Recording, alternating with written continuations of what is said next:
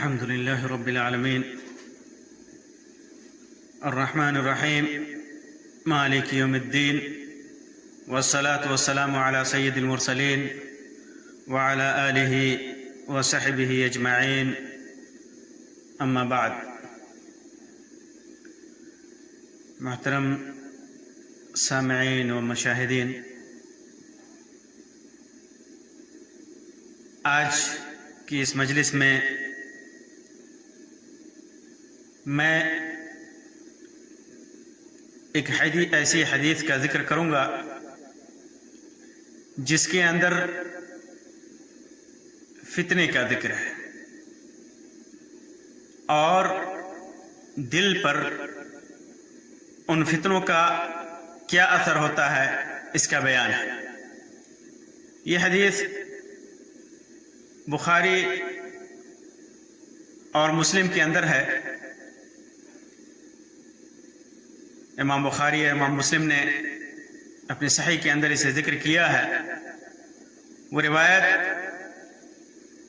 Huzaifa Ibnul यमान रज़ियल्लाहु अन्हु से मरवी है। वो फरमाते हैं कि हम लोग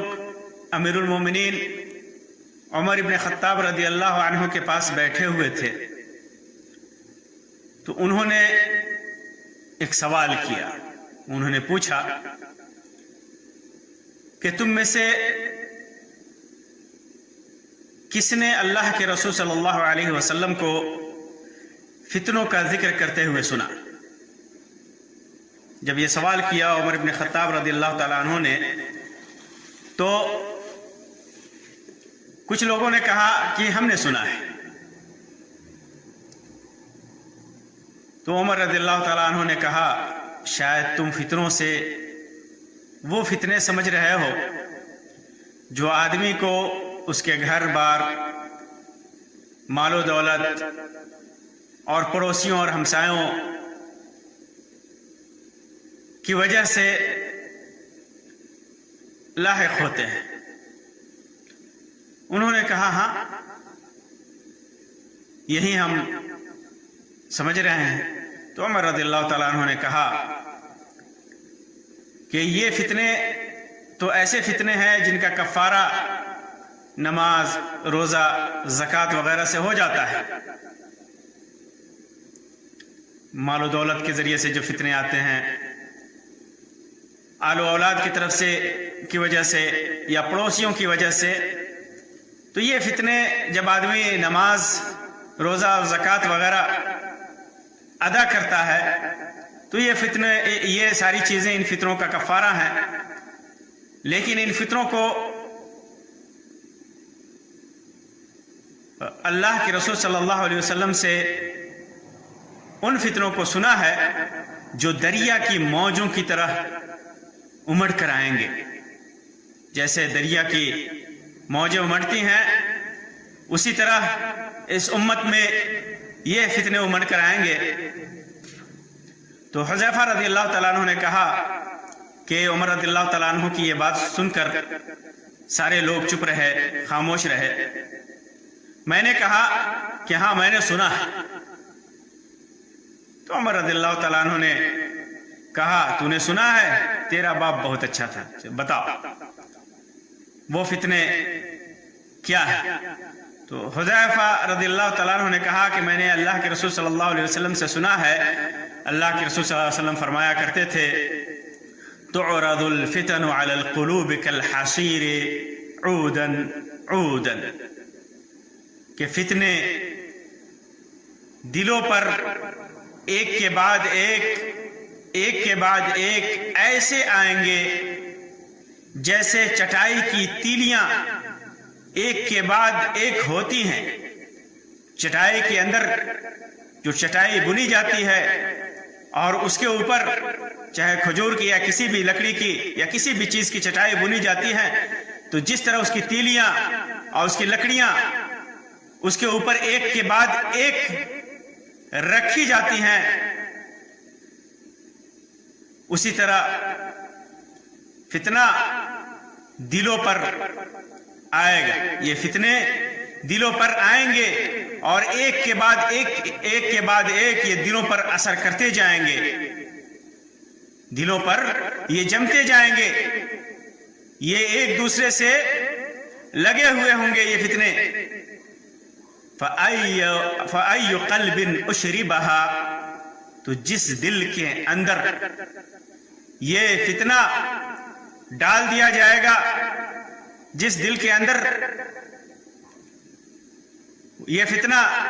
رچ جائے گا، بس جائے گا، تو اس کا انجام کیا ہوگا؟ نُكِتَ فِيهِ نُكْتَةٌ سَوْدَاء، تو اس کے دل میں ایک کالا دھبا پڑ جائے گا، ایک کالا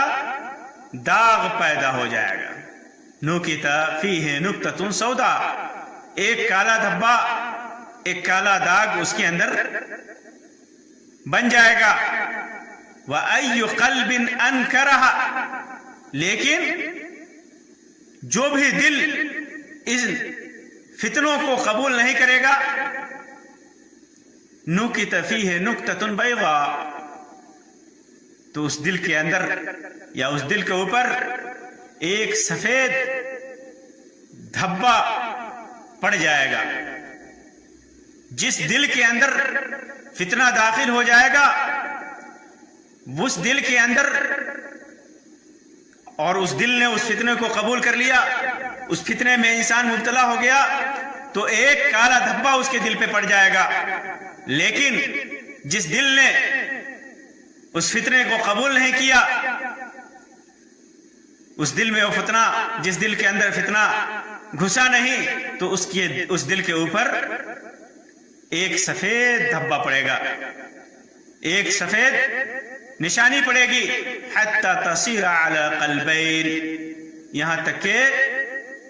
دو قلب ہو جائیں گے، دو دل ہو جائیں گے، دو دلوں میں دو قسم کے دل، کالے اور سفید دھبے ہوتے ہوتے دو قسم کے دل پیدا ہو جائیں گے، دو قسم کے دل ہو جائیں گے۔ علی ابیض مثل الصفا فلا تضرہ فتنۃ، کیسے؟ ایک تو خالص، ایک سفید دھبا جو ہوگا، مثل الصفا، جو سفید چکنے پتھر کی طرح ہوگا، پھسلن والا پتھر چکنا اور سفید ہوتا ہے، اس طرح سفید چکنا پتھر کی طرح۔ فلا تضرہ فتنۃ ما دامت السماوات والارض، تو جب تک آسمان اور زمین ہے تو کوئی بھی فتنہ اس دل کو نقصان نہیں پہنچا سکتا، اس دل والے کو کوئی بھی فتنے میں مبتلا نہیں کر سکتا، اپنی گرفت میں فتنہ نہیں لے سکتا اگر اس کا دل سفید ہو گیا۔ والآخر، اور دوسرا دل، اسود مربادن، لیکن دوسرا دل کالا سفیدی مائل مٹیالے رنگ کا ہو جائے گا۔ جو دوسرا دل ہوگا وہ سفید کالا ہوگا اور اس کے اندر سفیدی سیاہی ملی ہوگی، مربادن، اس کے اندر اودھے کالا سفیدی مائل جو دل ہوگا، کلکوسی مجخین، پلٹی ہوئی اودھے منہ کوزے کی طرح، جس طرح کوزے کو، لوٹے کو، پیالے کو اودھا منہ کیا جاتا ہے، اس کی طرح ہوگا۔ لا يعرف معروفا ولا ينكر منكرا الا ما اشرب من هواه، تو یہ دوسرا دل جو کالا سفیدی مائل ہوگا، اودھے منہ کوزے کی طرح، یہ نہ کسی اچھی بات کو اچھی سمجھے گا اور نہ بری بات کو برا جانے گا، اچھی بات کو اچھی نہیں سمجھے گا، بری بات کو برا نہیں جانے گا، لیکن الا ما اشرب من هواه، لیکن جو اس کے دل میں بیٹھ جائے، جو اس کے دل خواہش کرے، جو اس کے دل کی چاہت ہو، وہ اپنے خواہشات کی پیروی کرے گا، اسی پر عمل کرے گا۔ جو اس کے برائی کو برا نہیں سمجھے گا، اچھائی کو اچھا نہیں سمجھے گا، نیکی کو نیکی نہیں سمجھے گا، بدی کو بدی نہیں سمجھے گا،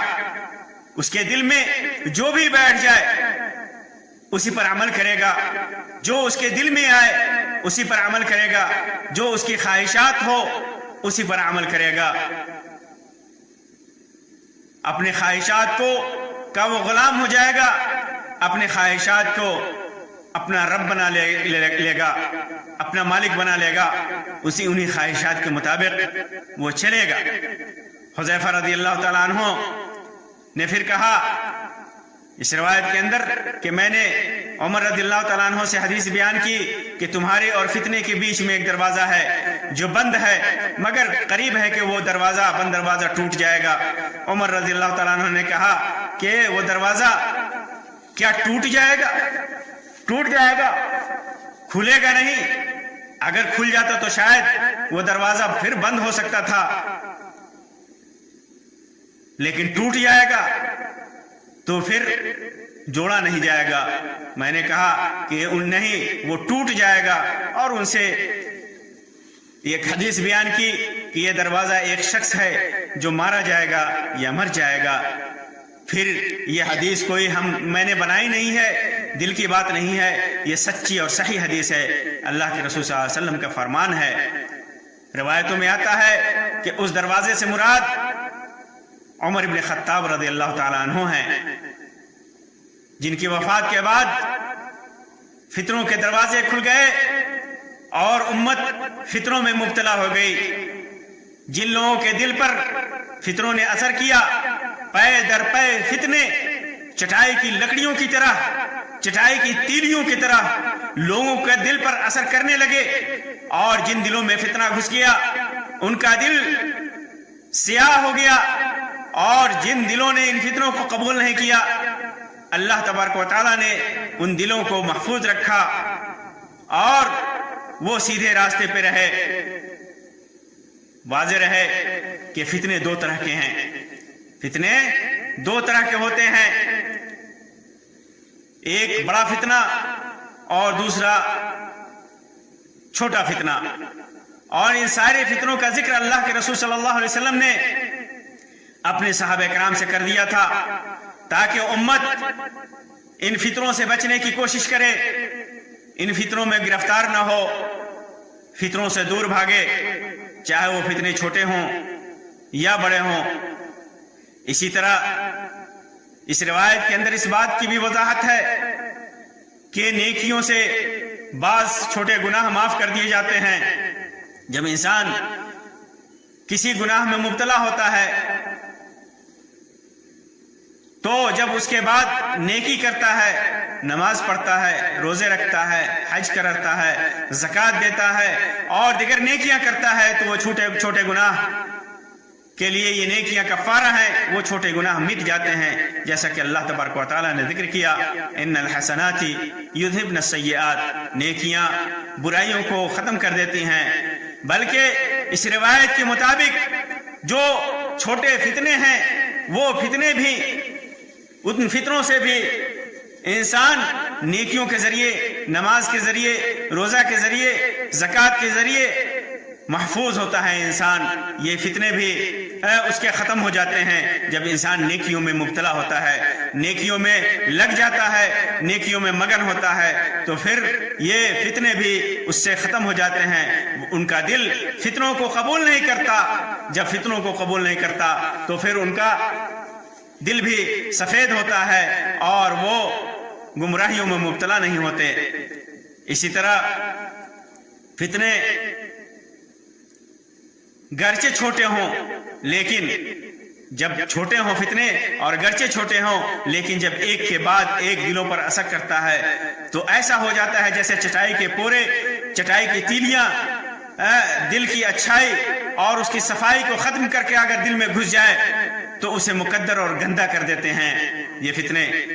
جو انسان ان چھوٹے فتنوں کو بھی قبول کرتا ہے تو اس کا دل بار بار فتنوں کا اٹیک ہوتا ہے، ان کے دل پر فتنے جم جاتے ہیں، فتنے تہ بتہ ان کے دل پہ ہو جاتا ہے، تو پھر ان کا دل مقدر ہو جاتا ہے، ان کا دل جو صاف ہوتا ہے وہ گندا ہو جاتا ہے۔ لیکن جس سلیم و صاف دل کے اندر ایمان مضبوط ہو، اس کے اندر حب الہی، حب رسول صلی اللہ علیہ وسلم ہو، اور وہ توحید و سنت پر قائم ہو، نیکیوں کو انجام دیتا ہو، شرک و بدعت اور ہلاکت خیز بڑے گناہوں سے پاک ہو، تو وہ ان فتنوں سے متاثر نہیں ہوتا، اور فتنوں کے بازار میں بھی ان سے محفوظ اور پاک رہتا ہے۔ فتنے بار بار اٹیک کریں، پھر بھی جب انسان توحید و سنت پر قائم ہو، شرک و بدعت سے دور ہو، تو ان فتنوں کے مار سے محفوظ ہوتا ہے۔ لیکن جب دل فتنوں سے متاثر ہوتا ہے اور معاصی اور گناہوں کا خوف اور ان سے حیا اور ان کی حرمت دل سے نکل جاتی ہے، تو ان کے دل سے نور ایمان بھی نکل جاتا ہے۔ ٹھیک ویسے ہی جیسے پیالے کے اندر کوئی پینے والی چیز ہو، پانی ہو، اور اس کو ٹیڑھا کیا جائے تو اس سے پانی نکل جاتا ہے۔ تو اس لیے انسان جب معاصی اور گناہوں میں مبتلا ہوتا ہے، بدکاریوں میں مبتلا ہوتا ہے، تو اس کا دل فتنوں کے اٹیک سے متاثر ہوتا ہے، فتنوں کی مار سے متاثر ہوتا ہے، فتنے جم جاتے ہیں، اور اس کے دل سے ایمان کا نور نکل جاتا ہے۔ اور کیسے نکلتا ہے؟ جس طرح پیالہ کے اندر پانی ہو، اس کو ٹیڑھا کیا جائے، کوزے کے اندر پانی ہو، اس کو ٹیڑھا کیا جائے تو پانی نکل جاتا ہے، بہہ جاتا ہے، اسی طرح ایمان نکل جاتا ہے۔ اس سے یہ بھی پتہ چلا کہ انسان کی دولت اور اس کے آل و اولاد اور اس کے پڑوسی سب فتنے، سب کو اللہ تبارک و تعالیٰ نے فتنہ قرار دیا ہے، اور اللہ تبارک و تعالیٰ نے اس کا ذکر کرتے ہوئے فرمایا انما اموالکم و اولادکم فتنہ، تمہاری دولت اور تمہاری اولاد یہ ساری کے ساری فتنہ ہے۔ انسان اولاد کے سلسلے میں افراط و تفرید کا شکار ہو، اولاد کی صحیح تربیت نہ کرے، اولاد کے حقوق کو پورے طور سے ادا نہ کرے، انہیں نیک نہ بنائے، تو اولاد اس کے لیے فتنہ ہے۔ اسی طرح اولاد کی محبت بسا اوقات انسان کو فتنے میں مبتلا کر دیتی ہے۔ اور اسی طرح مال و دولت بھی انسان کو،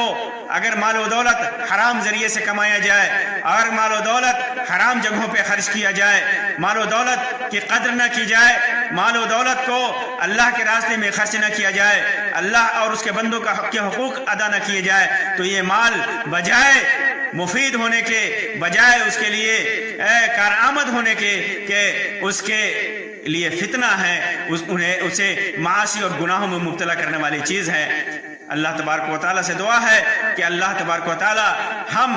ہمیں ہر قسم کے فتنوں سے محفوظ رکھے۔ اللہ تبارک و تعالیٰ چھوٹے بڑے ہر طرح کے فتنوں سے اپنے امان میں رکھے، اپنی حفاظت میں رکھے۔ ان فتنوں سے اللہ تبارک و تعالیٰ بچائے، اور ہمارے دل کو ان فتنوں سے صاف رکھے، ہمارا دل سفید رکھے، اور قیامت تک اللہ تبارک و تعالیٰ ہمارے دل کو ان فتنوں سے محفوظ رکھے۔ آمین یا رب العالمین، وآخر دعوانا ان الحمدللہ رب العالمین، وصلی اللہ علی خیر خلقہ وسلم، والسلام علیکم ورحمۃ اللہ وبرکاتہ۔